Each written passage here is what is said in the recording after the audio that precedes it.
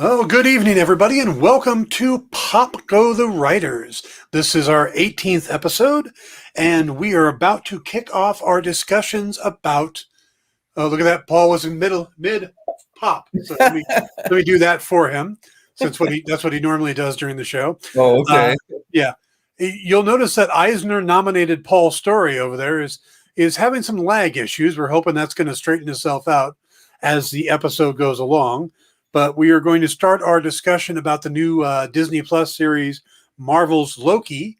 And as it is a now beloved tradition here on Pop Go the Writers, we are welcoming back Jim Beard as we start a new series. Mr. Beard, good to see you. Same here. Thank you. Thanks for having me back. Yeah, thank you. So as we get started here, what have you been up to, sir? Don't you have a new pulp book out?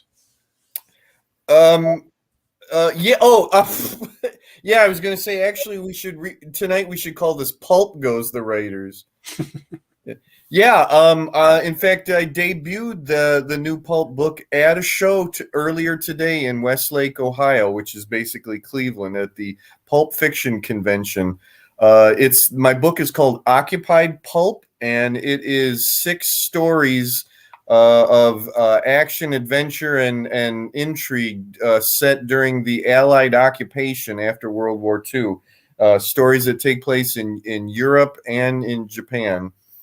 Very nice. Who's publishing that? Is that self-published or is that? That is my own Flinch Books. That is our 10th book. Me and my publishing partner, John Bruning of Cleveland, are just over the moon for it, and we've already started to get some good reviews, and it was the big seller today at our table, so it was a good day.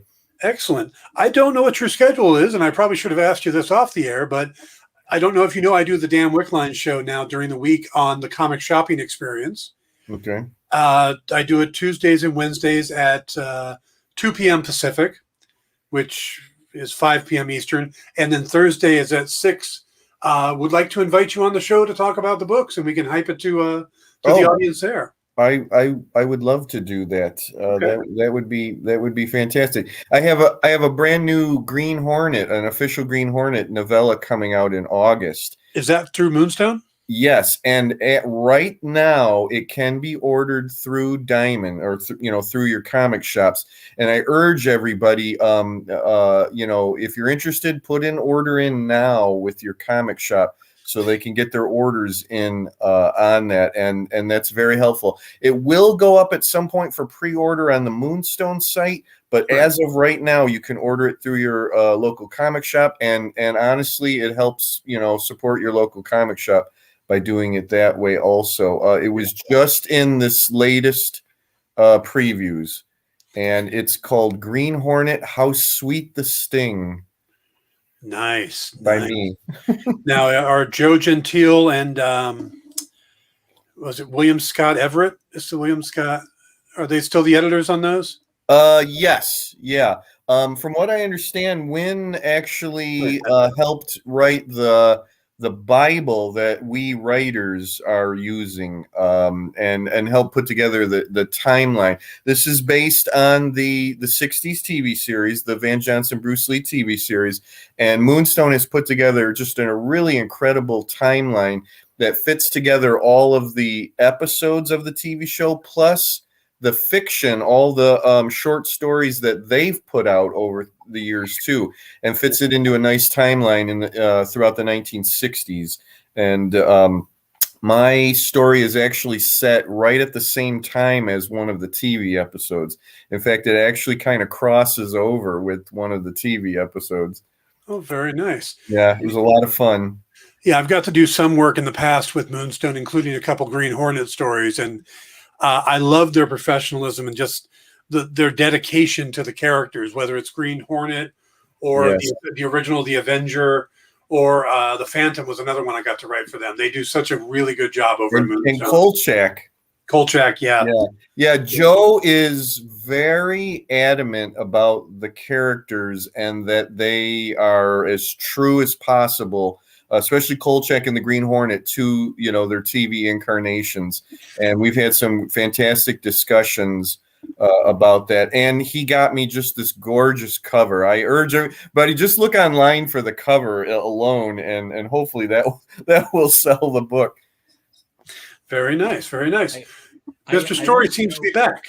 Yes, I am. I once joked with Michael Kaluta, because he did a cover for one of the Green Hornet collections that I was in. I said, I hope you know, Mike, I'm now going to tell everybody we've worked together. And he said, who are you? We've known each other for years. Paul, I noticed that all you had to do was take off Eisner nominated off of your name, and you seem to be okay right now, which proves my point. That was weighing you down. It was hubris. Hubris was my downfall. Oh, that hubris will get you every time, buddy. Yep. Hey, Mr. Storrie, why don't you tell us exactly what that Eisner nomination was for? Well, it was not for me individually. It was for the team who did John Carpenter Presents Storm Kids Stanley's Ghost. Stanley and Friends is a set of anthropomorphic animal characters created by Jeff Balke. And I worked with Jeff to write a Stanley and Friends spooky horror story, because Sandy King Carpenter thought that would be a great intro to horror. You know, that spooky tales for kids is an important way to, you know, bring in new horror fans. Yeah. Nice. And then we had Dave Alvarez did the artwork. Jeff is an exceptional color, and Janice Chang is a wonderful letterer, and Sandy was our editor, and it came together, and I was still stunned. It just, like, somebody congratulated me, and I went, for what? Because I only had 2 books come out last year, and you know, you think of Eisner noms as going to people who are doing long runs, or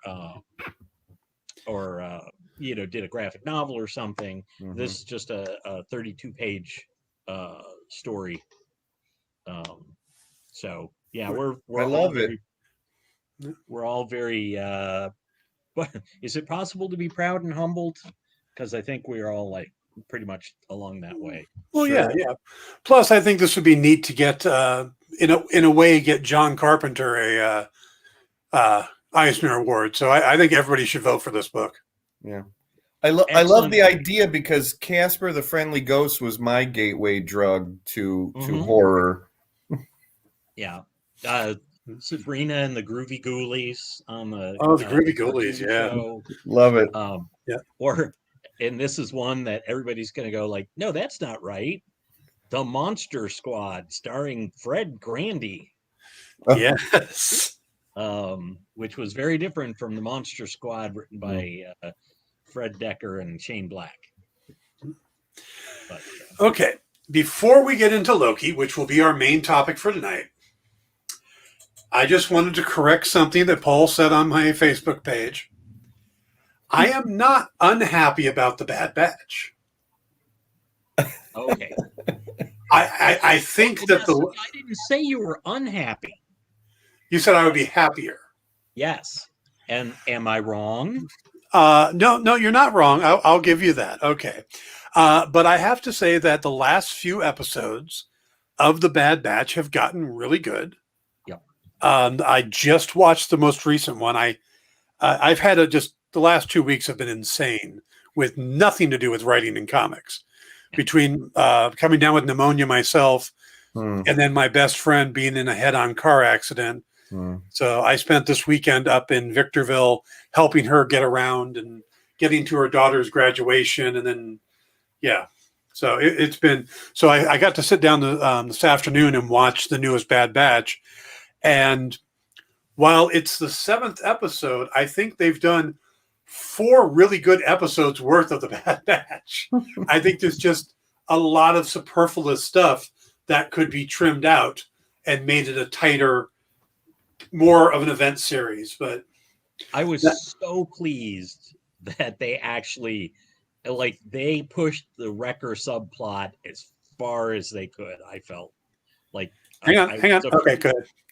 Oh, sorry. Well, that he started going like, I've got a headache, and we're all like, it's the chip. Yeah. And I just was dreading that it was going to go like several more episodes. No, that was a major thing for me too, that they finally dealt with that. And I like who they brought in to deal with it. That was a nice touch. I did like that. I heard about that. I've only watched the first 2 episodes, but somebody told me who just showed up. Yeah.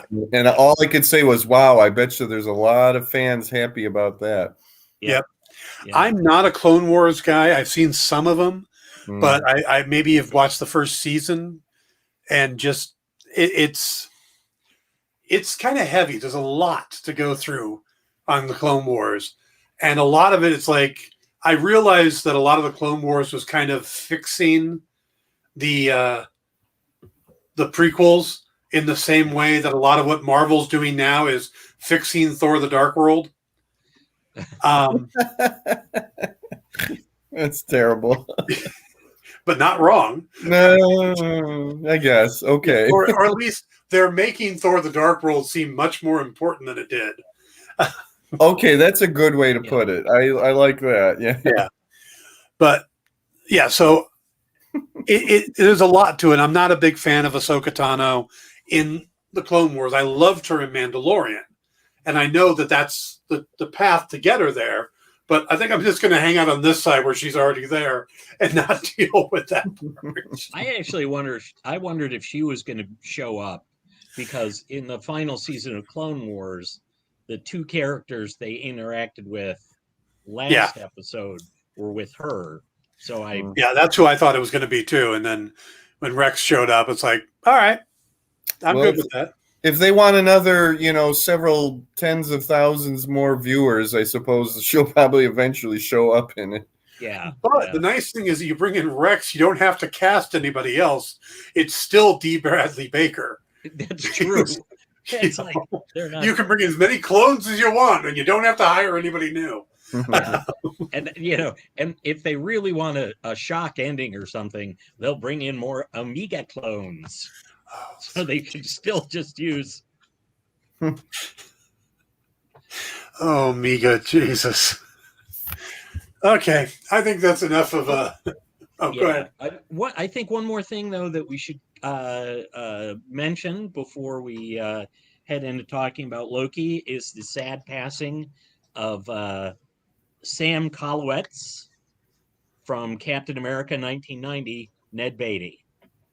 Ned Beatty passed? Yeah, he passed away today. I'm sorry. You're so plugged in, Dan. I thought you'd know. I normally am. Yeah. So I didn't hear that at all. Okay. I've been at a show all day, but yeah, that was sad news. He was 83, so and okay. Yeah, but Ned Beatty Ned Beatty from Superman. Yeah, right, I was going to say from and Deliverance, right? And Deliverance, right? Yes, but I'm mentioning him because we're talking about a Marvel show. Yeah, and you're kind of Captain America addict. Yeah. Well, what do you mean? He's gone to that big Addis Ababa in the sky. Well, that's a shame. Ned Beatty was a really good actor, character actor, and just enjoyed all his work. So, thank you for bringing that up, Paul. That is a shame.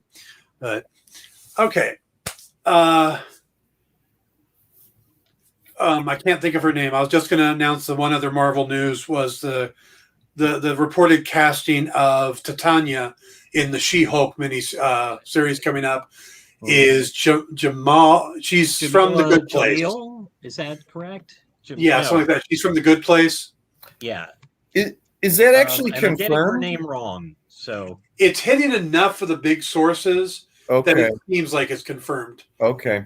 I think Variety did pick that up, or somebody. Okay. So it's kind of considered it's confirmed-ish. It's Jamil. Yeah. I was going to say her 2 names almost sound the same. That's why I hyper corrected and got the. Yeah. Did I hear right? Was she actually considered for She-Hulk herself at one point? I I had hadn't not heard heard that, but it's Okay. It's possible. It might be that I saw a lot of people saying things like that, but it may have been just that a lot of people would have wanted her as She-Hulk, maybe. Yeah. But I thought it I- meant that she was actually in the running for it. But I thought it was really interesting when they were talking She-Hulk and people were trying to go like, oh, well, this actress is tall and fit and whatever, and I'm like, you know that we don't have to do that thing where we bring in yeah, a bodybuilder, right? Right. The You know, whole like, Lou Ferrigno thing doesn't matter anymore. right. And Yeah, Mark Ruffalo I mean- isn't that big. Right. Yeah. No, he's not. Yeah. So yeah, it was just so weird. People are like, "Oh, what about this lady is really tall and and I just Well, kept going I know until her CGI." her social media issues, everybody was talking about Gina Carano. Oh, And right. it's like, well, she'd be great for She-Hulk, but would she really be good for Jennifer Walters? Yeah, are they gonna? Yeah, so they end up reducing her for Yeah. Like shrink, Right. Yeah, shrinking like they her do the down. other the Steve Yeah. Rogers thing, you know? Right. Yeah. So So- it was just it's interesting. People are still locked into that mindset. Yeah. Um, And so and speaking of which, happy 40th birthday, Chris Evans. Oh yeah. oh yeah, Yeah. Happy birthday, He's Chris an Evans. old man now. yes, that's it. I hope I live to be that age. Yeah. If I could only have looked that good at 40. Wait a minute. Yep. So All right. So, Loki.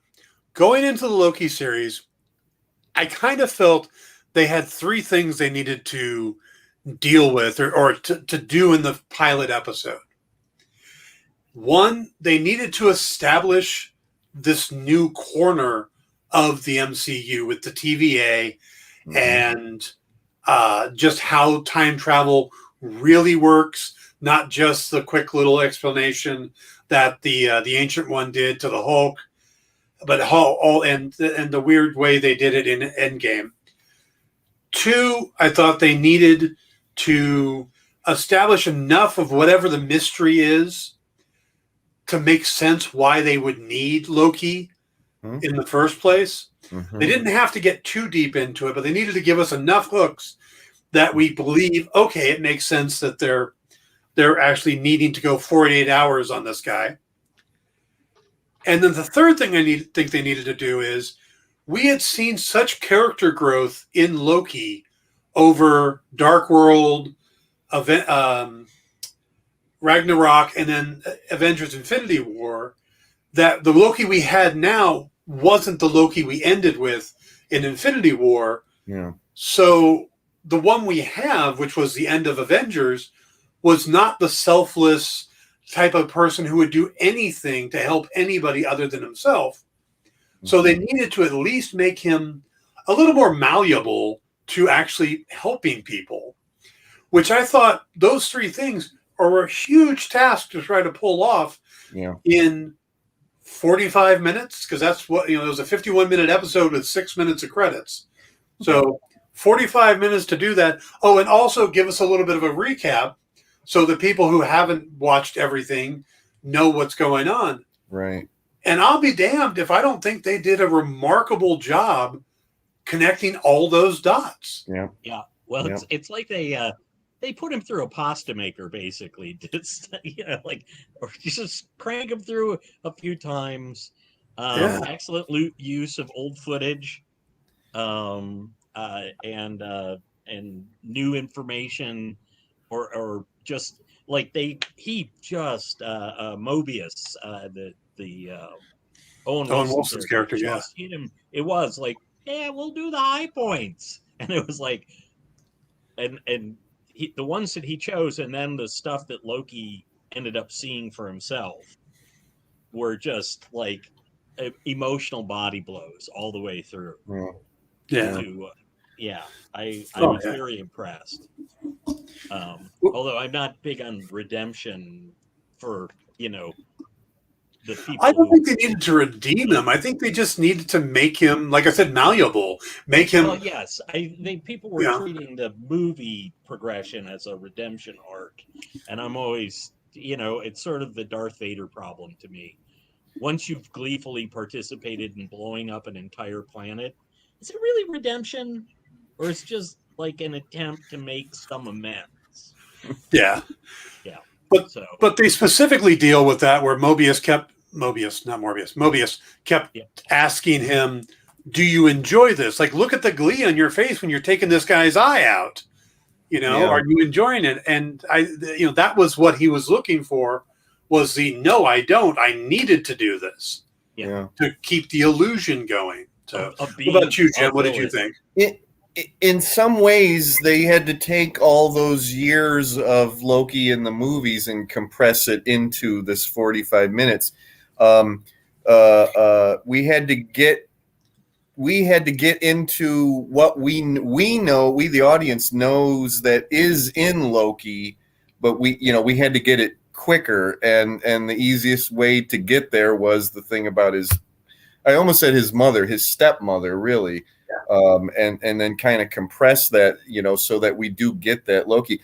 I got to tell you, this was one of the series I wasn't really looking forward to. I'm not the biggest Thor fan in the world. As a kid, I think I owned one issue of Thor, and I don't dislike the whole Thor mythology. But, by the end of the episode, I was fully on board. It wasn't what I expected. And it was more than that. Hiddleston just did a fantastic job. And I give him a lot of credit because, like you were saying, he kind of had to step back and play a character that he's been far past for a while, and kind of, do a little bit something new with him, but be that earlier Loki that we'd seen. Everybody again did a great job. I just sometimes I sit back from these shows and it's like, how can they keep this up? How can they keep up the writing, the casting, the acting, the directing, the visuals, everything? And they keep doing this over and over and over again. I almost want Marvel Studios to fail, just so we can see that it's possible for them to fail. The other thing that really struck me by the end of the episode was how far we've come. Last night I put on Iron Man 1. Hadn't watched it in a while. And it's amazing because it's almost like a completely different universe.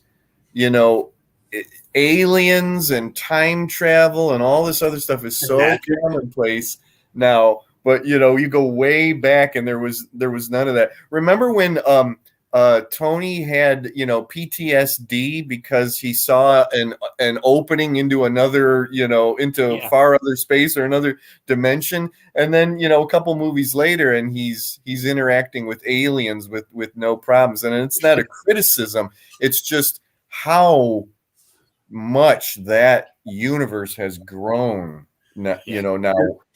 It's brilliant because what they did was they gave us this very grounded piece of sci-fi.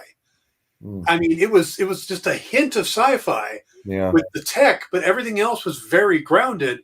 And then they go, okay, now we're going to do the Hulk, which was a little more sci-fi, a little bit horror. Mm-hmm. Then we're going to do another Iron Man, and then we're going to bring in Norse mythology. All right, we're telling you they're gods, but and we're going to explain it as what you call magic, we call science. Right. Or what we call magic, you call science.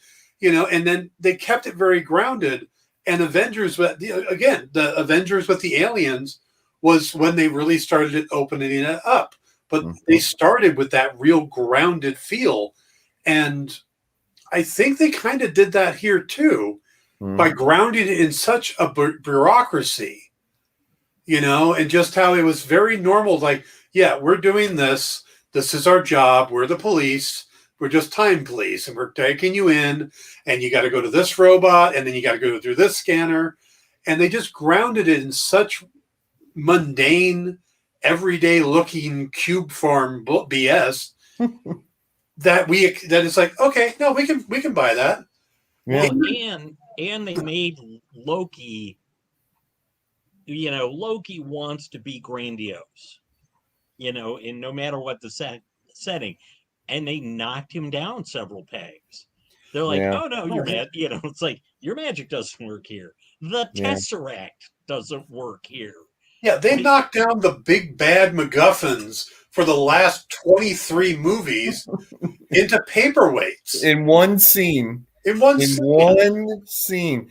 And Hiddleston just does that scene so perfectly that basically like his whole life is a sham or a lie, just by looking in a drawer in someone's desk. Yeah. And the look on his face is just amazing, that like none of what I wanted matters anymore. It's just sitting in this drawer right here, and it doesn't matter. Yeah, Nothing matters anymore. When you open the drawer and realize that you would push aside the Infinity Stones that are worthless at this point to take the Honus Wagner baseball card. Yeah. That's more powerful in a way than all the stones in there. Yeah. I mean, all of that is just really. Had I not already known that he is well since passed, it would not have surprised me to see Douglas Adams' name in the writing credits. By the way, did you catch the line from Owen Wilson that was basically a nod to Adams? It didn't click. What? Space is big. Oh, okay. Oh, I get you. The start of that big speech of the King of Space. Space is big. I mean, really big. You think the walk to the corner chemist is long? That's peanuts to space. But Owen Wilson, space is big. And I was like, I feel like that was in. Speaking of that's someone else we need to talk about is Owen Wilson. Yeah, wow. Well, first thing, Disney Plus equals Marvel characters in therapy. Right. It's like all of this has been therapy for these characters. And Owen Wilson was basically his therapist at that point. Why do you do this? What makes you tick? I want to know. And the only thing I felt they missed in the entire episode was when the D.B. Cooper reveal was, I just wanted Owen Wilson to go, wow, you were D.B. Cooper. We didn't get a wow out of him. That's other than that. Not a wow, but we did get some pretty, over the top, like D.B. Cooper. That's so cool. Yeah. That was that was Owen Wilson, but that was the one scene that I wasn't overly excited for. That one scene seemed almost arbitrary or a little tacked on to me. Of all the things. I mean, we were getting so much old footage and things, and then they do that whole new sequence, and I just, even now, and I've watched it twice so far, I'm still not completely sure what the weight of that was on the plot or the story. I have other than just being fun and clever and shows us that Loki's been messing around with us, for years. Well, that's exactly what I think they're trying to prove, in the sense that from Thor's coronation on, he has been obsessed with showing that he is equal, that he's worthy of Odin's love, all of that stuff. But prior to that, he was the god of mischief. Yeah. And that was just a way to show that his interactions with humankind back then were mischievous. Yeah. That wasn't, anything, that wasn't going to hurt anybody. That was just a mischievous thing. And he is the god of mischief, but we've never seen him do anything mischievous. That's a good point. That's a good point. I think also, though, because Mobius was making a big point about how good Loki was about getting away. Mm-hmm. And it also ties into to the big reveal that they're chasing another Loki. So Kyle says hello, Jim. And hi, Kyle. but it does tie in a little bit to that. Plus, I think we're going to get a bigger payoff like a couple episodes down the line, because they've done a good job with that, where you kind of go like, well, what's that doing there? And then you get down the line and you go, maybe at some point they're going to need like $200,000 for something. He goes, I've got some. Yeah. You know? It's sitting in the vault of Asgard. Yes, right next to that fake Thanos hand. Yeah, or Infinity Gauntlet, as they sometimes call it. What did you guys think of the whole Miss Minute cartoon? Jim, I'm going to let you go because there's one part that I just absolutely loved, but I don't want to. Nope, Paul, you go ahead. Jim will be back. Yeah, I'm here. Sorry. No worries. What did you think about Ms. Minute?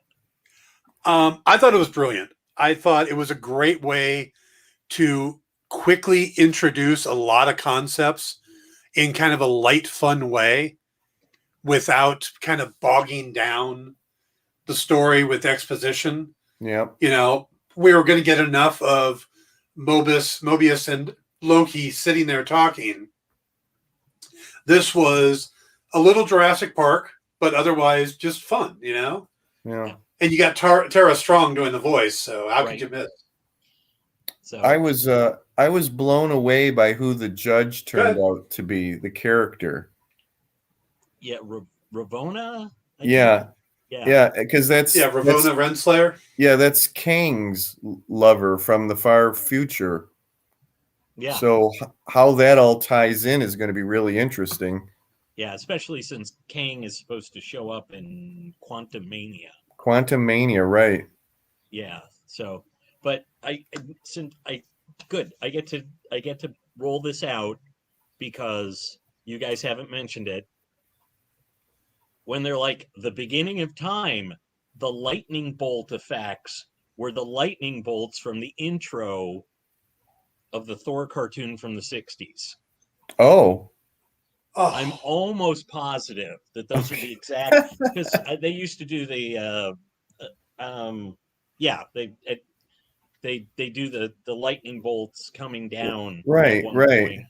Huh. The cartoon, and I'm like, I know those.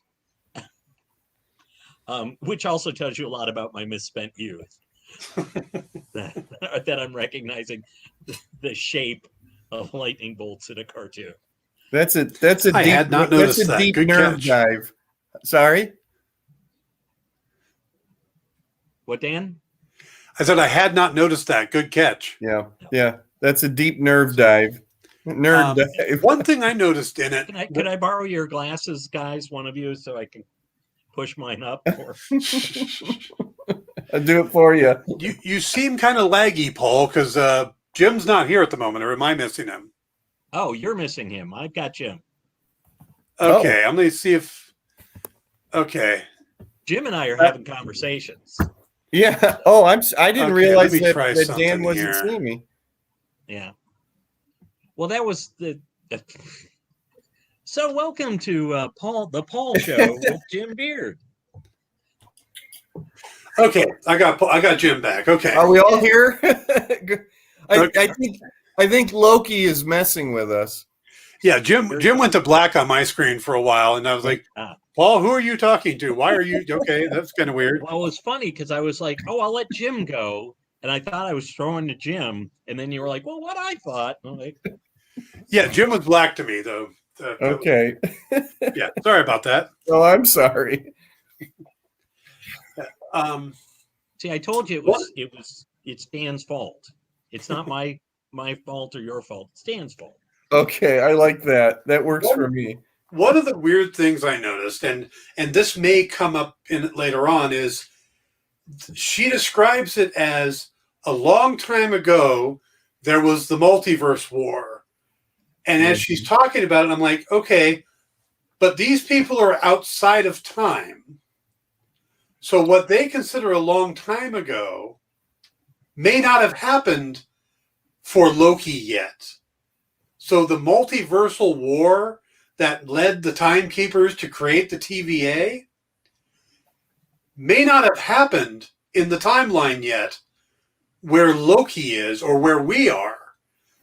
That might be coming up. That might be what Doctor Strange is the start of. Well, she did drop the word madness also, and I thought that was very telling. That she says multiverse, and then just a few beats later uses the word madness. Yeah, and the writer of this series, the head writer of this show, wrote Doctor Strange in the Multiverse of Madness. Well, there you go. Yep. So as well as worked on Rick and Morty. Okay. Is that a time travel show too? No, that's a multiverse show. Oh. They specifically take time travel and they put it in a box and put it on a high shelf so nobody will play with it. Gotcha. So, but I guess he got picked up mainly because he wrote a spec script called The Worst Man in the World, which was a time travel movie that he wrote about a guy who was traveling through time and doing all these horrible things, and a woman time cop who is chasing him, who ends up falling in love with him. And I guess Fahey saw this script, liked it enough, and got him to do these. And also Fahey's tapping him to write the Star Wars movie that he's doing. So you figure that guy? Okay. that the Hunter is going to fall in love with Loki? No, I probably not. They don't seem to like each other at all. Classic romance. So the Gobi Desert was the meat cute? Yeah. Actually, hitting him in the face with this slow time stick was their meat. Did you guys notice that the color on the tip of her staff at that point was purple when she hit him that way? But whenever they use them to disintegrate, they're orange. Right. Oh, like hit me. Like the Infinity Stones, you mean? Yeah. Yeah. That's a good point. Although the Time Stone is green. It's green. Purple would have been the Power Stone. Right. But just the fact that it changes color. For those batons have obvious different settings. One of the people that I was watching the show with at the end credits, they said that they thought that there was something that looked like the sling ring from Doctor Strange, but not quite. And I was wondering, and it went by so quickly, and there's so much to watch that I wasn't sure exactly what they were thinking. But again, typical Marvel Studios, everything ties together eventually. Yeah. Oh yeah, absolutely. All right, so what were some of the other things that caught your attention in the show? Anything that really, Paul, you seem like you want to talk. Something that I didn't catch, which I picked up, checking around the web for things I'd missed. When Loki bops out into the hall and the door opens and somebody comes through it. Yeah. It's Peggy Carter. What? Well, it's someone that it's a brunette in a blue dress, very similar to the one Peggy Carter wore. So, and it's given that What If is coming up. Yeah. And we know of at least kind of two divergent Peggys. Yeah. Somebody made I think it was Nerdist, Dan Casey, I think made a supposition that maybe, part of the pruning is Marvel trimming off the Marvel Studios or Marvel television series. Oh, yeah. That's weird. That's weird. I watch I usually watch the Screen Crush Easter egg videos on YouTube, and they didn't pick up on that. They showed that there's a Skrull that's walking down the hallway, right? And they froze that and showed that. But wow, if they totally missed that at all, and usually they speculate on the tiniest little things in those videos. Definitely going to have to look back over that one again. I mean, there's 15 million posters throughout that show. There's a lot to look at. Well, I did see the thing about Peggy Carter, and I don't necessarily think it's her, but I could see why people are making that supposition because it did have a 50s look to it or a 40s look to her and stuff like that. So if they did come back and say, "Oh no, that's Peggy Carter," then I'll be like, "Yeah, sure," but the whole TVA is kind of 50s style. I mean, almost like the technology, obviously Miss Minute, is a whole, let's all go to the snack bar animated, cartoon thing. Yeah. And it's got that retro future kind of feel to right. It's a Douglas Adams thing. You watch like Dirk Gently or any of the things that he worked on. It just has that total feel to it. Yeah. You saw this. Someone pointed out the tie Loki wears seems to have a similar pattern to the Fourth Doctor's scarf. Well, it's not the same color scheme, but the actual pattern. It's like striped. I can see it. Yeah. So it's like an homage then, basically. Yeah. I think we're going to see a lot of time travel tips of the hat, if you will. Yeah, absolutely. And another thing someone pointed out, I don't remember who it was, but they were talking about the Skrull and how he's wearing a tracksuit. And they're making a connection to the tracksuit mafia from the Hawkeye. The Hawkeye series by Matt Fraction and David Aja. And how that there's reports that the Tracksuit Mafia will be in the Hawkeye miniseries. So that maybe there's a Skrull part of the track, it's like it's a Nexus event. They've secretly invaded, maybe. Nice. But I have a guilty admission to make since we're when they're talking to the kid in France and he points at the window. Mephisto. And he's like, that's the guy. And I went, ooh, Mephisto. Well, not only that, but Nightmare.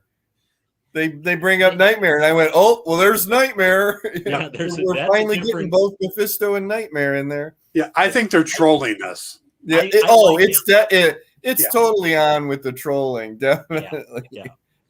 Yeah. It wouldn't surprise me if they came out and said, "Yeah, we're messing with you guys," just like in WandaVision when they're doing the whiteboard and it's all the questions that people are asking. Yeah. Now, normally I would say, look, they filmed that a long time ago. Yeah, but we know that they can go in and digitally change a background image. Sure. Yeah. So I didn't realize that churches had that big of stained glass windows with the devil on them. Like, it was huge. Yeah, it was 1500s France. They did things a little different. But it would have been different if, like, the devil had been getting tossed out of heaven or something. Right. No. Like, hey, it's me, the devil. I know, right? It was like, it seemed like a lot of devotion for the devil in a church, but we don't know. We don't know what denomination that church was. Yeah. Well, and it really wasn't a church. Maybe it wasn't really a church. Maybe it was some sort of, evil cathedral. Though I loved his stuff in the 70s where he would try and jump canyons. Evil cathedral. There you go. Awful. No, it's awful canofful. There you go. Though the stained glass is the guy's in green and gold robes like Loki, and he does have the big horns like Loki wears. Yeah. So I think that is more where they were going. And both the writer and the director, Kate Herron and Michael Waldron, have come out and said, no, that we weren't going for Mephisto. That wasn't what we were doing. Wow, that's sad that they have to actually come out and make a statement about Mephisto. Please leave us alone. Oh my God. I can't wait to see how Mephisto shows up in Hawkeye and Ms. Marvel. Mephisto will be She-Hulk's first client. Yeah, right. You're being Like sued that for guy not from appearing in WandaVision. like John Lovitz is the devil in the People's Court. Yeah. Oh. Well, if Daredevil shows up in the Spider-Man movie, everybody's going to say it's Mephisto. That's a stand-in for Mephisto. There you go. It's a devil. That's right. And he wears red. Yeah. Yeah. Yeah. Yeah. I don't know why Daredevil would just randomly show up in places. That would just be weird. See? No. The devil made you do it. Yeah. I think one of my new favorite characters in the MCU has to be, though, Casey, the guy at the desk, and rolling the cart. Yeah. He reports her to whatever the TVA equivalent of HR is, you know, and she almost hit me, and I'm not forgiving you. Yeah. Now, I think I seem to remember that guy from the being one of Jason's friends from The Good Place. Yeah, he was Pillboy. Pillboy, right? I know. Like, first thing I was like, wait, I know this guy. But he's Cordero. Yeah, very good. So Marvel's pilfering everybody from that show, right? Yep. Expect Mephisto to actually be played by Ted Danson. It's perfect, right? He's got the face shape. I know. But he may be too busy with Mr. Mayor. I will be mad if it's anybody else when he finally does appear. I think he made a deal with with Mephisto to keep Mr. Mayor on the air, because that show is horrible. Is it really worse than Two Broke Girls? No. Okay, see there. Because I can watch Mr. That's Mayor. the worst show ever. I was like, yay, I'm going to watch Two Broke Girls. Then I got halfway through the first episode when I am not going to watch Two Broke Girls. No. Yeah, but I found Holly Hunter to be a revelation in Mr. Mayor. Plus, she's very wee. I never really realized how tiny. Oh, I mean, Holly Hunter. Against Ted Danson, who's 90. And as she gets older, she's getting smaller too. I thought I was just farther away. No, she's what, 3'8" maybe? Something like that. I think a little. Yeah. Yeah, if she's got heels on, then she's like 3'11", maybe. You know. I think she was running the temporal aura machine in the Loki. Yeah. I loved how he was like, "Wait, what if I don't know I'm a robot?" Yeah, can we say Blade Runner references right there? Yeah. Well, that's the first thing I thought of. Yeah, that guy should have said, hey, "You've never seen Blade Runner?" Yeah. But I people don't know they're a robot. Because again, it gave an indication of how kind of unmoored Loki was, because he's Loki. He's completely, got complete confidence in himself. But then he just sort of like stops. It's like, well, what if I don't know if I'm a robot? And typical Marvel Studios, almost straight out comedy, and by the end of the episode, it's one of the most serious things, that we've seen, in his little journey throughout the whole thing. But I mean, it starts out and you think, oh, this is just going to be slapstick comedy from here on out. Yeah. Well, that's the second Blade Runner homage since Disney Plus started, because they also have the on the movie marquee in WandaVision, there is the reference to one right. The character says about the gate, something's how beautiful some place is. I don't remember. Right. I can't. I know what you mean. Orion? Yes. Yeah, and it's the name of the movie is what. Yeah, so those are two completely different shows, different producers, different everything, but they're still doing Blade Runner references. Does that mean something? I think it's Ridley Scott is the devil. That's what it means. Harrison Ford is Mephisto. Yeah. But or maybe maybe he's Damien Hellstrom, son of Satan. Oh, Nope, they have that on TV and they're pruning that. Oh, that's yeah. right. I was going to say that Marvel Studios needs to get Hellstrom, Damien back somehow. Yeah. Yeah. I would like Well, Marvel. actually, it was Marvel. It was on Hulu. It's part of the Marvel Studios. Yeah, that wasn't even somebody else doing it. That's like I wanted to like Cloak and Dagger, and it was okayish. Yeah.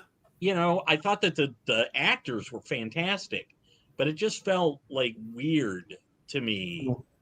And and also I'm tired of in the same way that I don't like number ones for new superheroes where they put on the costume on the last page. Oh. With Cloak and Dagger, the end of the first season, they're like, maybe we should do something. What? Maybe we should continue being. Was there MCU references in that show? I didn't watch it, so there were references to Runaways, and there was references to the Netflix series.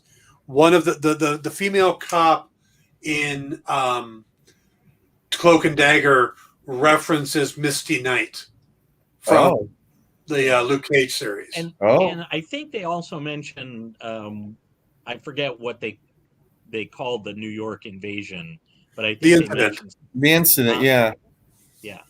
I think they mentioned that too. Wow. So yeah. I mean, they were trying to tie everything together. Yeah. Of course, they had long since hit that point where, it started off as it's all connected, and then towards the end, Marvel Studios was like, not so much. Yeah. We started to get the big green guy and the guy with the shield and stuff like that. Yeah. Yeah, I kind of pictured it as Jeff Loeb standing at the podium going, "It's all connected," and Kevin Feige in the back going, "No, it's not." Nope. Yeah, just like. Yeah. Let's not forget that Thanos is actually name dropped in Agents of S.H.I.E.L.D. Well, yeah, but Agents of S.H.I.E.L.D. technically had a segment from Captain America: The Winter Soldier. I know. And they cannot deny any of that. That it all really happened. Yeah, Yeah, they cleaned up Thor: The Dark World. Yeah, they had a whole episode where they went to clean up Thor: The Dark World. Right. Yeah. Yep. They can't deny it. It's there. They could absolutely deny it over and over again. Pruning. Yeah. Whatever they're going to do, I hope they do it, and we can kind of, get it done with. Because there's all these reports that, Kevin Feige liked these actors for these roles, so he might bring them back, but these other ones he didn't, and it's like, hey, just do it. Hey, I want to ask you guys now. I just remembering this was there or was there not something about Namor that has been said recently, and maybe by Feige? Feige wants to use Namor. Yes, right. But what's been out lately is there's an actor from the Narcos series on Netflix, Narcos Mexico, named Tenoch Huerta, who supposedly has been cast as a bad guy in Black Panther 2 or Black Panther Wakanda Forever. Right. And they're assuming he's going to play Namor. And Namor will be the bad guy. It'll be Wakanda versus Atlantis. There's also reports of a casting announcement for 2 characters of Mayan descent to play made-up names. But people are assuming it's Namorita and Atuma. It is not Atuma. Yes, it's not Atuma. But again, these are the main source of these rumors is a site called the Illuminati or the Illuminerd. Okay. Who have a track record of being right. They're usually about 70% right, from what I understand. Okay. Which in the gossip things, that's a pretty good track record. Yeah. But I don't know how I feel about that. I mean, I get the connection in the comics between Wakanda and Atlantis, but to have Namor introduced, you know, I mean, in a perfect world, Namor gets introduced in the Fantastic Four movie. True. But we are looking at the fact that they're going to have to explain the passing of Chadwick Boseman. Sure. And Sure. you're gonna need something other than a one-on-one villain to bring in all the characters. Yeah. So from the story point of view, it makes a lot of sense. They have been teasing a bit of Atlantis in Iron Man 2. Up on Nick Fury's map, there's an incident marker in the middle of the ocean between South America and Africa where Atlantis is supposed to be. Yeah. And then in Avengers Endgame, there is the scene where everybody is up in holograms and Natasha's kind of doing a check with everybody. And there's talk of an undersea earthquake. And Okoye is like, yeah, we don't deal with it. It's an undersea earthquake. Right. So that's the hints that we've been getting. So, and it makes a lot of sense that they would be Mayan tied, that they would be hiring the Latinx actors. Are you suggesting that maybe the Black Panther 2 opens with the war already going on and T'Challa's already been killed? Maybe possible, or they're not going to recast T'Challa, right? But it doesn't mean they can't have a stuntman in the Black Panther suit. Sure. Where we open with his death. Yeah. And it causes a war between the two. Yeah. And then you've got the whole political intrigue. Who's going to take over? It's going to be rough. I mean, it's to me, it's Carrie Fisher level rough. It's a tough call. And I think, it's debatable how successful they were with Carrie Fisher and that whole thing. God, it's just going to be really rough. I mean, I'm pulling for Shuri to become the Black Panther. It makes sense. The actress, is old enough to carry it and popular enough of a character, so I would be okay with her becoming the Black Panther by the third one. I think she's still a little on the young side and untrained in that aspect, that I would almost want to see them have it dealt with two characters where she becomes the Black Panther, but M'Baku is kind of with her and they're a team. Oh, gotcha. Well, I mean, the second one could be the journey.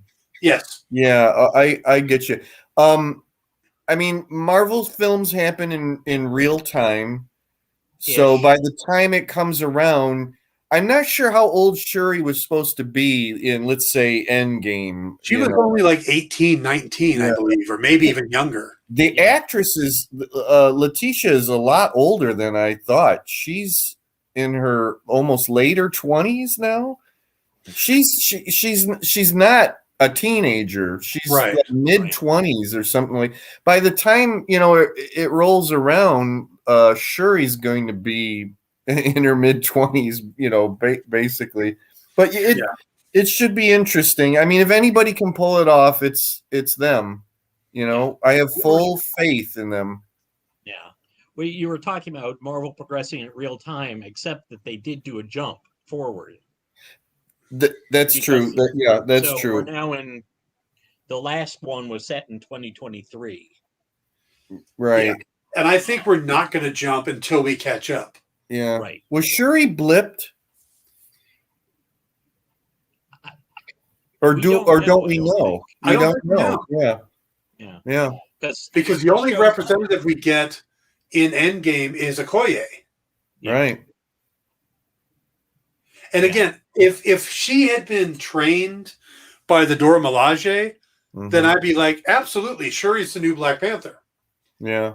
But she's a scientist, so I feel like there needs to be that middle step. There needs to be, and plus I really like Winston Duke's character, M'Baku, and would he just accept her being the new king without a challenge. Well, there's the Well, story. Right? There's the story, right?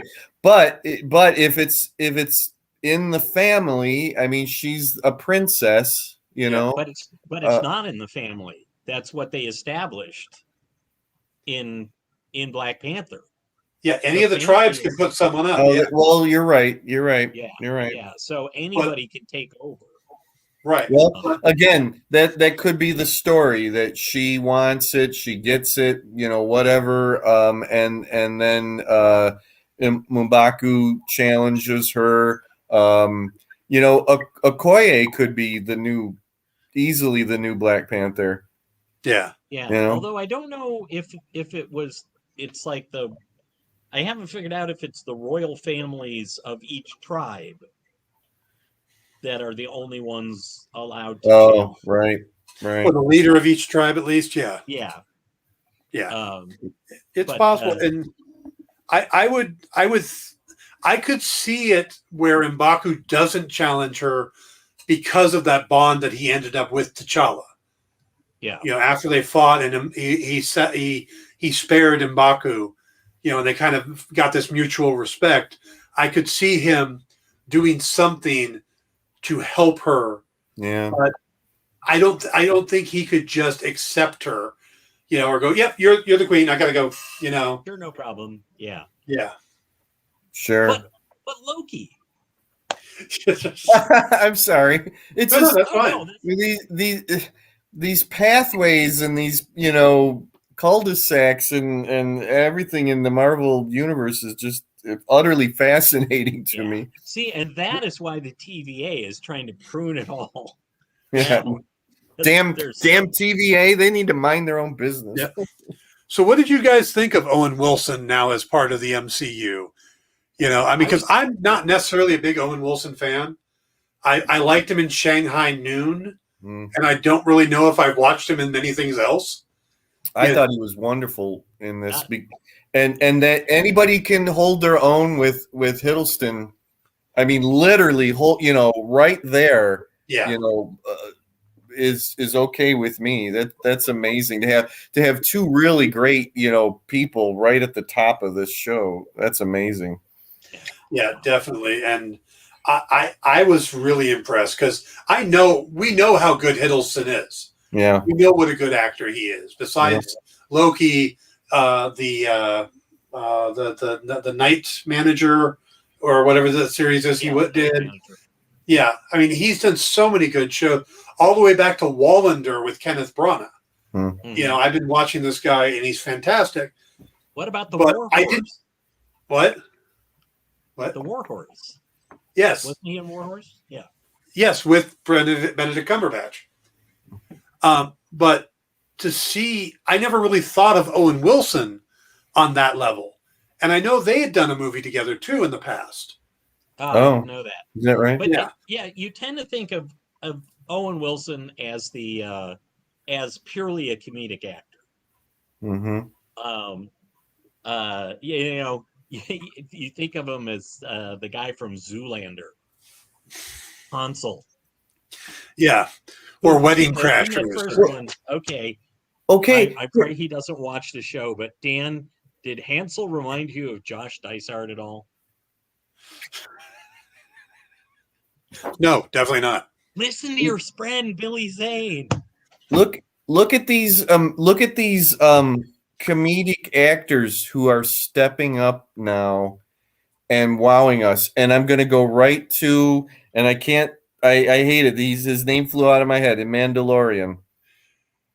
Bill Burr. Yeah. Like, wow. Yeah. I mean, you know, comedic actor for the most part, thought of like that, and then just lays it all out right there. Before I forget, the key is going to be going forward in Loki is now our new Loki has to come up to the level of Hiddleston and Owens. They cast. There was a casting rumor, or actually, I think it was confirmed that Richard E. Grant was going to be in, and I can totally see him as kind of the Loki we know from the Roy Thomas John Yeah. Buscema era of Thor. So you think there's going to be how many Lokis do you think is going to be in this thing altogether? A lot. But we know who the other one is, right? Well, we know there's President Loki. Okay. From the trailers, and there's rumor of a female Loki, and there's Loki. rumor of an old Loki and a rumor of a kid Loki.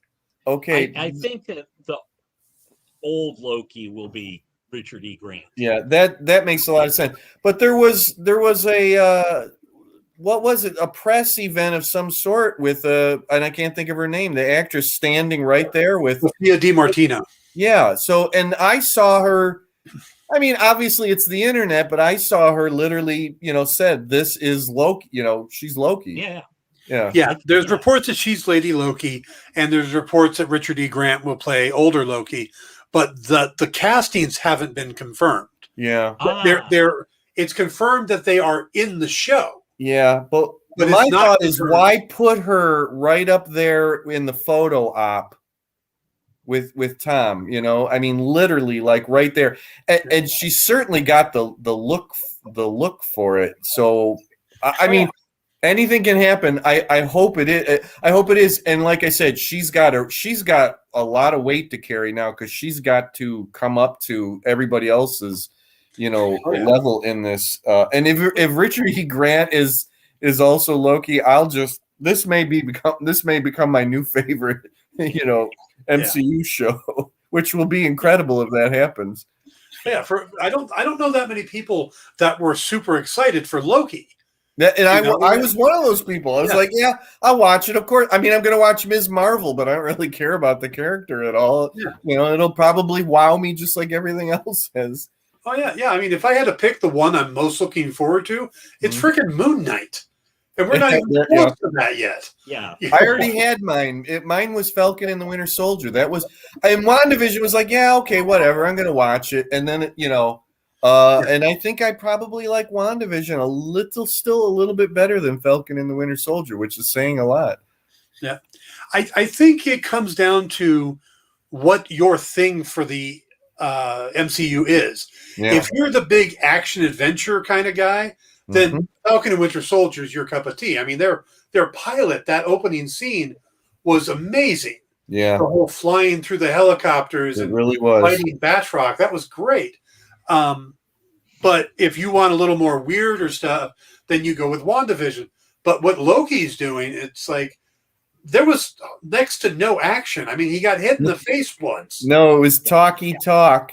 Yeah. Talky talk. Yeah. Talky. I don't like talking. Well, that's a lie. Yeah, you like to lie, and you just did. Good question, Brian. Oh, let me pull that up. Yeah.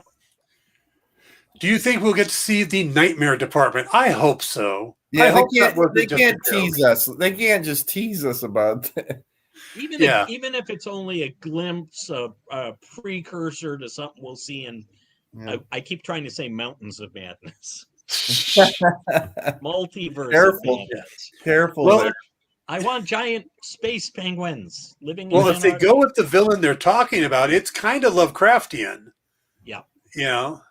Was it? It's either Cthon or Shumagorath. Yes, I'm thinking of Shub-Niggurath, which is another Lovecraftian. Right. Yeah, Shumagorath. Well, they have to show the Nightmare Department because Mephisto runs it. Yeah. Or does Nightmare run it? Or not? They're probably battling over it, actually. Yeah, there you go. I think I would love to see the Nightmare Department. Yeah. I think that would be great. Yeah. Well, who's the famous author who said, like, if you show a gun up on the wall in a scene, you have to use it somewhere. You can't mention a Nightmare Department and then not use it. You have to use it at some point down the road. Yep, Chekhov's gun. That's it. It's named after the character from Star Trek. Absolutely. I was thinking it was Tolstoy, but yeah, right. You're right. Yes, and it's anybody out there that's going to correct me. Yes, I know it's Anton Chekhov, not Pavel. You're kidding me. I know. Sorry to break your heart like that, Jim. They're the same anyway. I'm lucky I knew that little dumb thing. I didn't know who it was, but I'm lucky I knew that thing at all. Yeah. But they famously call it Chekhov's gun, because if there's a If you're gun on the going to show a mantelpiece weapon, in Act 1, somebody better fire it before. And you know what? And you know what? They know that they have to deliver these things after the whole, Mephisto debacle of WandaVision. That they cannot tease us with anything. They have to give us everything that they mention. Unless we just see a guy unless we just see Mephisto being arrested in the background by the TVA. Casey puts in for a transfer. Yes. The nightmare. I'm reminded of the phrase from Game of Thrones. Oh, you sweet summer child. They can tease us with anything, and they can. They absolutely can. Well, you didn't follow through on it, but it was still really good. Yeah, I agree with you, and yet I won't put it past them. I'm still stung by Monica Rambeau's friend, that she mentions, and the engineer friend. Yeah, that was supposed to be Reed Richards. We were promised Reed Richards, and we did not get Reed Richards, and I'm still pissed about that. Oh God, that was a bait and switch. That was a textbook bait and switch. Although Dan explained that one, it wasn't actually a bait and switch. It was a COVID related. They trimmed an episode. Yeah, so that's why it was 9 instead of 10. Oh, WandaVision, both WandaVision and Falcon the Winter Soldier had story changes and things trimmed because of COVID. So there's there's lost episodes floating around out there, right? At least scripts for them, yeah. Oh, okay. Well, like the whole side plot in Falcon Winter Soldier, that there was a pandemic side plot. Yeah. That was okay to trim that one. We didn't need that much reality. Yeah, but the Mama Danya character, when they wrote it. The Mama Danya character is an actress who is a well-known actress, and all she did was, her time on screen was the same as my time on Dexter. We were just dead bodies, and she got paid much more than I did. Yeah, I bet. Wait, who is that? Mama Danya. Oh, yeah. So she was supposed to have been a bigger character, and it was the whole pandemic subplot, and they had to change it and reshoot a bunch of stuff. Right, and there was and with WandaVision, there was more Darcy stuff that got trimmed because. Yeah. How many episodes is Loki? 6. Okay. Yeah. Yeah, that's going to be the standard. WandaVision was different because they wanted to do the half-hour format to go with the half-hour sitcom format. But all the series are going to be 6, I believe. Falcon and the Winter Soldier was 10, wasn't it? No, 6. 6. What? Was it really? Yeah. Oh my gosh. They crammed a lot in there. Yep. Yes. They really did. Because I was like, well, that was a longer show than WandaVision. Nope, just 6. Nope, just 6. Well, in my time stream, someone's at the door. It's Mephisto. Is it a time door? It's TVA. Yeah. TVA Avon calling. Yeah. I think one of the lines that got me, just one of the great establishing lines of how different the TVA is, was what seemed to be like a throwaway line of, "I'll gut you like a fish." What's a fish? How do you not know what a fish is? I think I should know what I'm being threatened with. Yes. I lived my whole life at this desk because they do say the timekeepers created the TVA. Yeah, yes. And the employees, which is, and including Mobius, which, is really, weird. Why would they create him with such a broken nose? Well, it's been a while. Something might have happened in the interim. But yeah, those are the things that the most make me think of Douglas Adams. Yeah. The whole thing about, hey, so long and thanks for all the fish. Just to bring up a fish, makes me think of Douglas Adams. But, how do you not know? which disproves God. Yes. Nothing... I'll be waiting for my favorite Douglas Adams thing, which is how to fly. That you throw yourself at the ground, but you miss. Yeah, it's the key. Yeah. Yep. Yeah. And you can't tell me that robot in the beginning didn't seem like a variation of either Marvin or Eddie. Yes. Yeah. That's a really good point. That's a really good one. Yeah, I love that. That's great. And then for older gentlemen like us, the fine Asgardian leather. Anybody else think back to Ricardo Montalban? Leather? Yeah. I've seen those old commercials on Nick at Night. Yes. It's all true. It's all true. So where are we going with this show? I don't know. I mean, this may be the craziest thing we've ever seen after WandaVision. I don't know. And that's what I'm looking forward to. Yeah. I fully expect, because Mobius was analyzing this Loki to get insights about other Loki, the renegade Loki. And I think we're going to end up with Loki tricking old Loki. That I think that's where we're headed, that our Loki, or 2012 Loki, will be the solution purely because he relies on being a trickster rather than, it sounds like older Loki went down the power path farther. Yeah. So I think that we're going to see an element of, so I think we're going to get to see a little Madcap Hiddleston.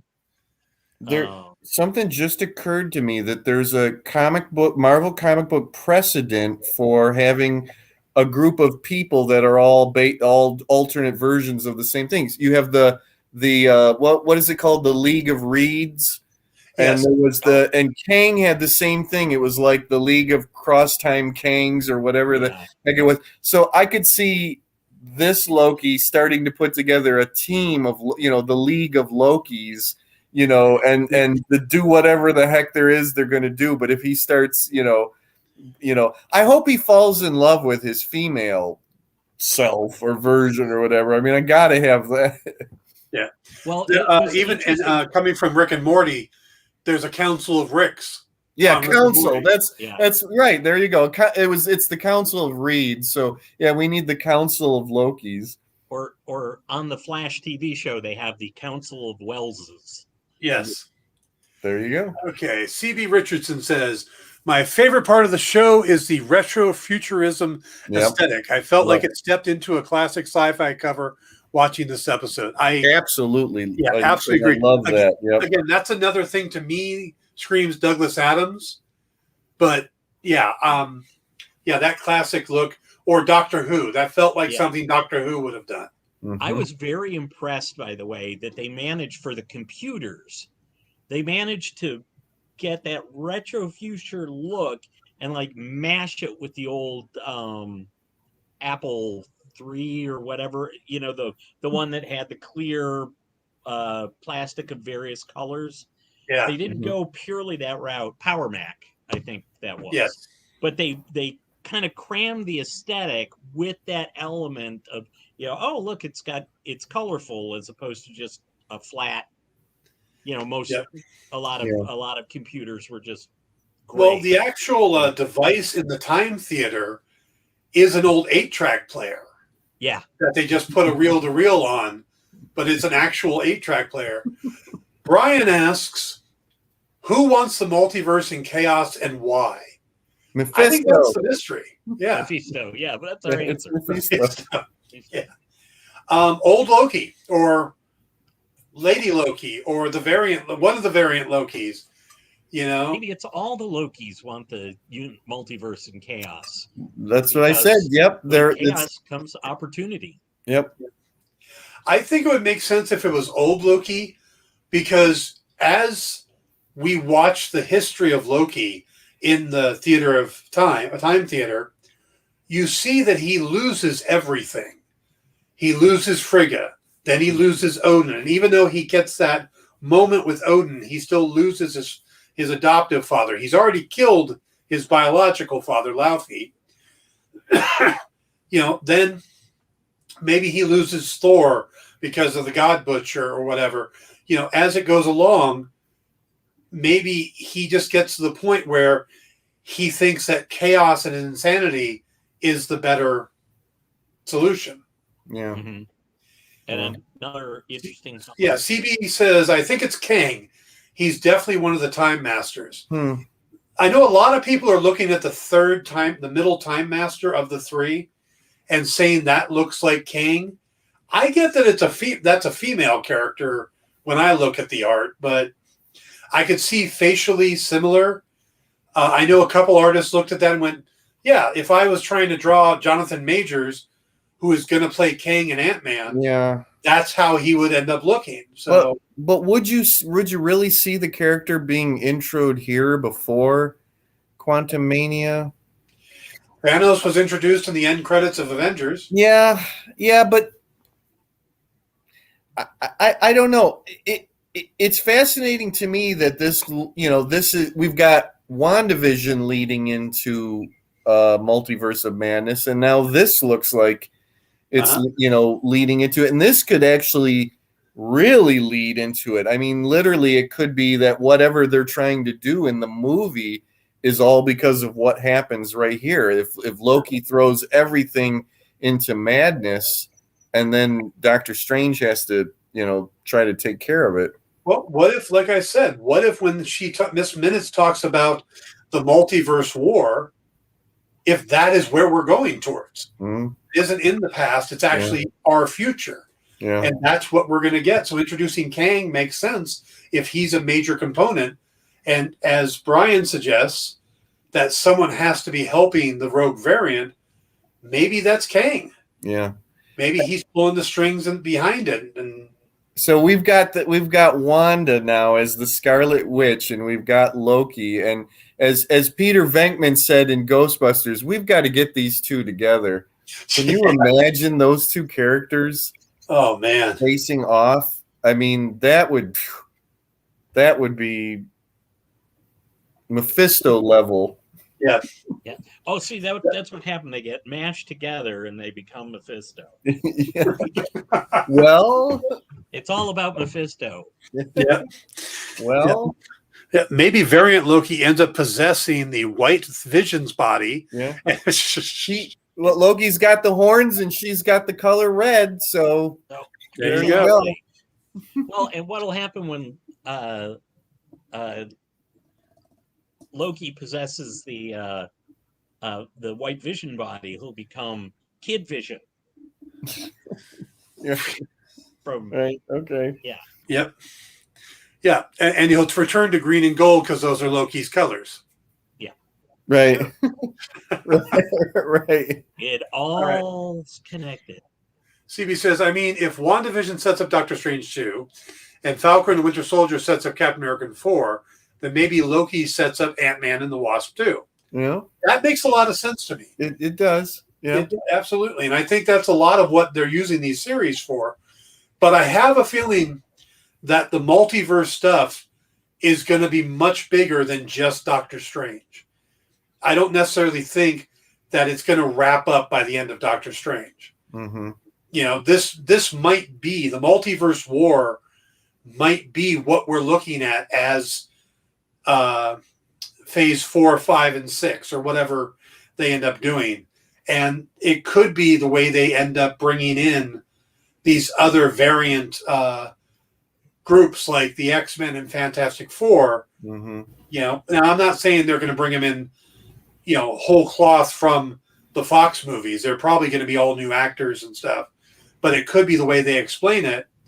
And that's how they expand the universe and set up the Sonyverse so that Spider-Man can hop over and play with Venom and Morbius and Kraven the Hunter. We're living in golden times. Oh yeah, that's really amazing. I am currently listening to the audiobook of Danny Fingeroth's Stan Lee biography. Yeah. And I'm just listening to the part where they're doing all. He's like, this is the universe they were building. This is what Stan kind of tapped into, and kind of becoming friends with everybody and the whole collective universe. And it's fascinating to me because I see it happening in the films the way it did in the 60s with Marvel. Right. And even though they can't do it the exact same way, they are connecting all the dots. Yeah, absolutely. Yeah. Yeah. One thing that I thought was interesting, of course, the Marvel Universe was essentially made by cameos. It was, Spider-Man, something happened, and Thor flies past. Right. Yeah. On his way to something right. else. Mm-hmm. And then it snowballed from there. But it was very much like, as I remember it, they used to do stuff like the reprints I've seen where it's like, Thor is headed to this place, which you can read about in his comic. Yeah, exactly. But there's a certain amount of that. I never thought they could do this. I wanted it so much, but I never thought they could pull off the universe.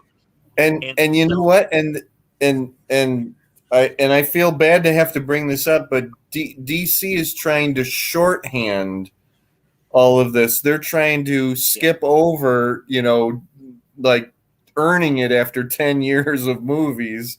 Yeah. And just jump right to some of this stuff without, like I said, earning all of this, where Marvel Studios. I think it's twofold. I think they're trying to shorthand it.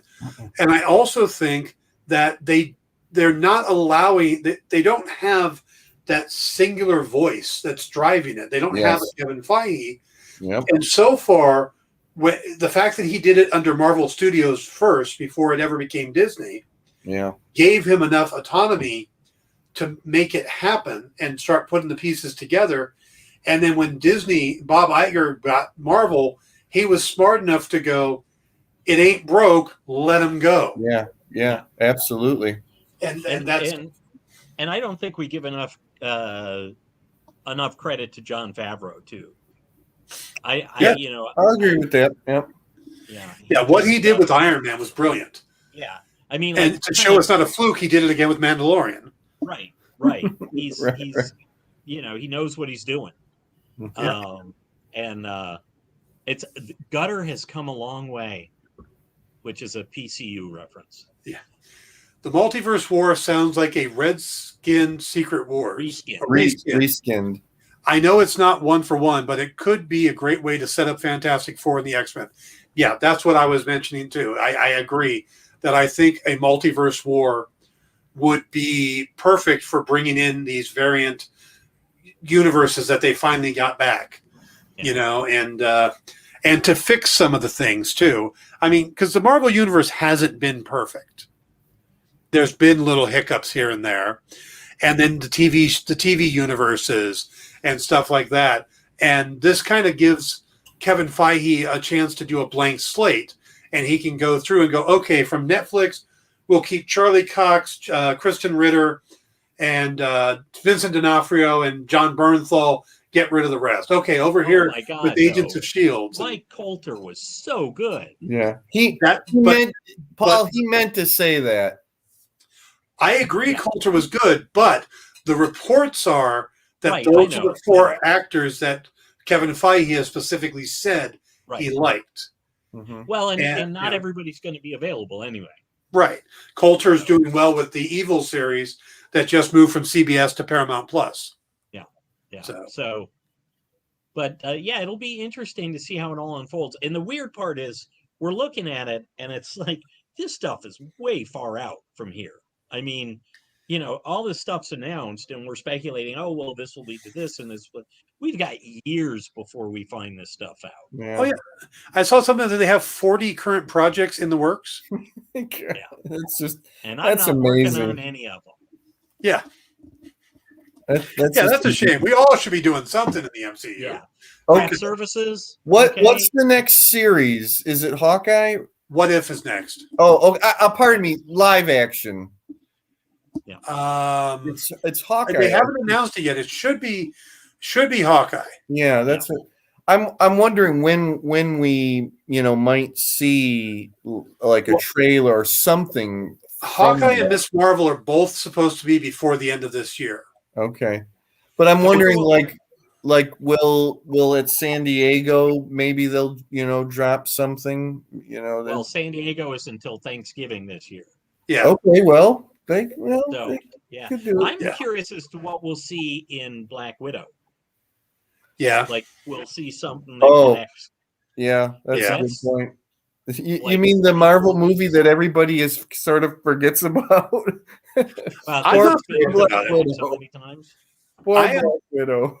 I am really looking forward to Black Widow because I love David Harbour as Red Guardian.